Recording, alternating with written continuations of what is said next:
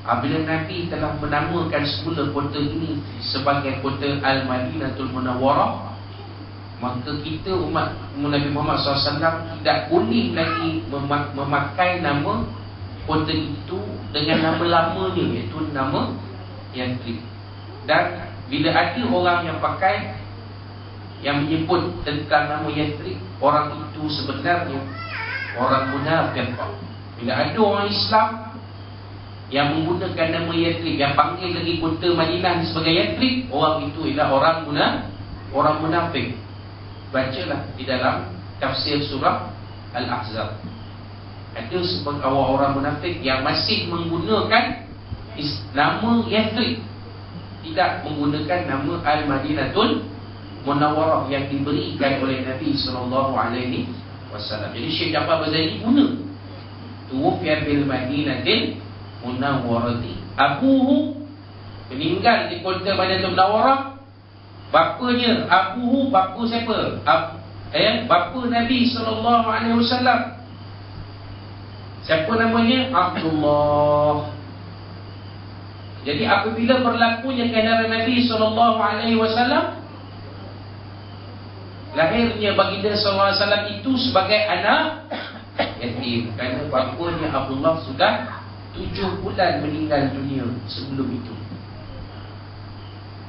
Ya. Jadi Nabi ini lahir sebagai anak yatim. Bila Nabi meninggal sebagai anak yatim, siapa yang hakikatnya mendidik dan mengasuh Nabi SAW? Siapa agak-agak?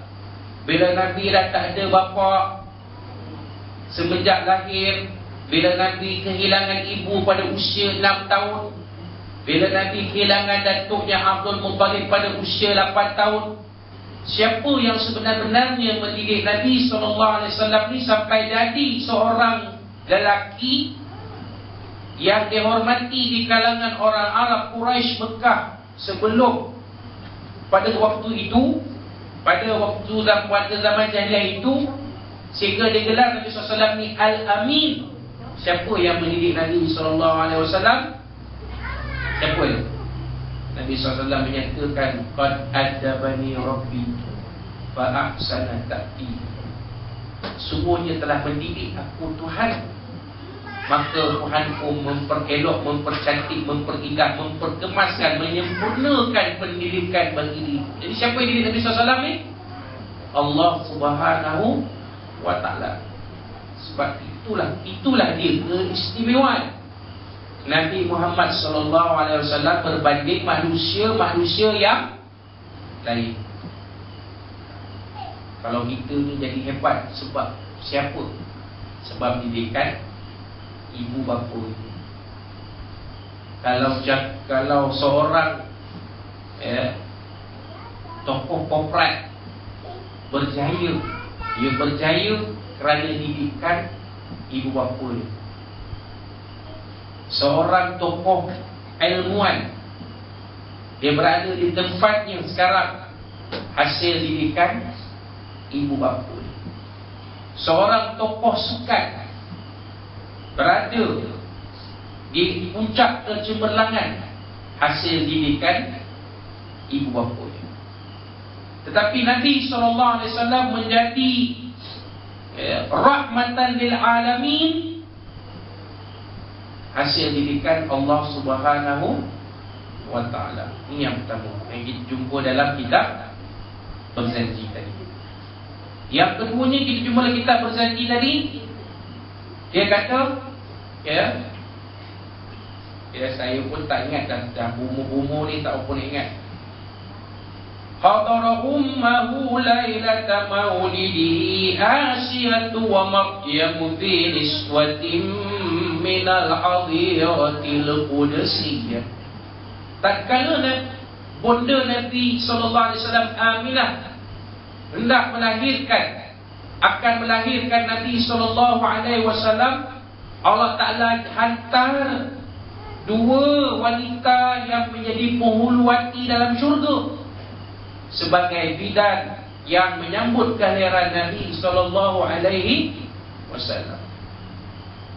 Habis masa Siti Aminah nak bersalirkan Nabi, takkan tak ada mak bidan memang ada. Sebab kelahiran Nabi ni di rumah, ya, di rumah kelahiran Nabi sekarang di Kota Mekah tu dah jadi perpustakaan tuan-tuan, maktabah. Jadi perpustakaan tempat orang baca buku bagus, kan? Walaupun asal tujuan dijadikan maktabah, dijadikan perpustakaan, rumah kelahiran Nabi di perpustakaan tu, alasan tu tak masuk akal.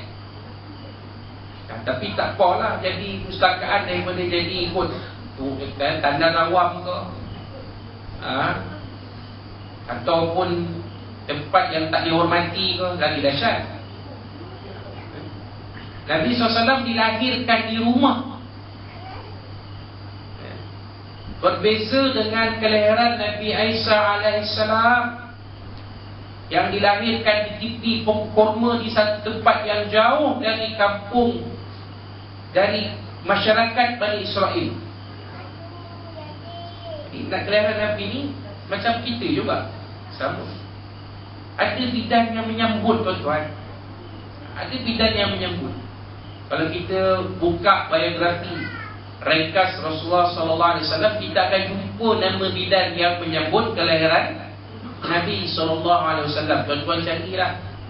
Ada, masing-masing ada WhatsApp kan, ada Facebook kan, ada handphone kan, dapat SMS, kawan hantar SMS.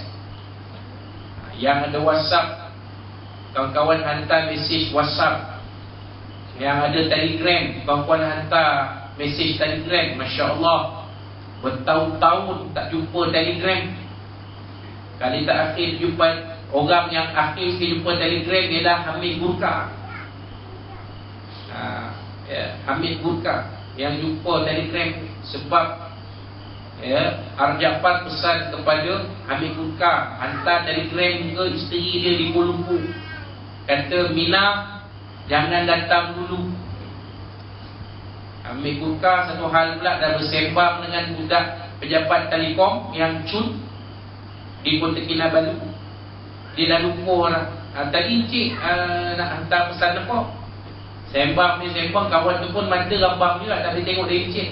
Mengkat carilah filem apa, saya pun lupa tajuk. Mina datang segera. Sudah.